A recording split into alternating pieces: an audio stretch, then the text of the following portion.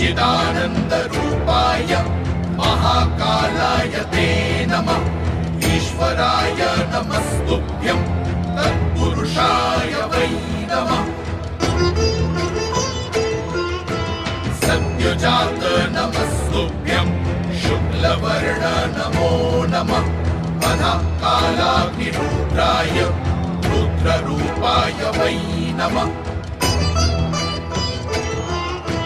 स्थित्युत्पत्तिलयानां च हेतुरूपाय वै नमः।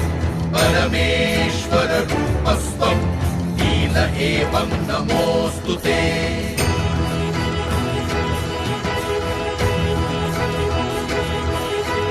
पवनाय नमस्तुभ्यं हुताशन नमोऽस्तु ते। सोमरूप नमस्तुभ्यं सूर्यरूप नमोऽस्तु ते।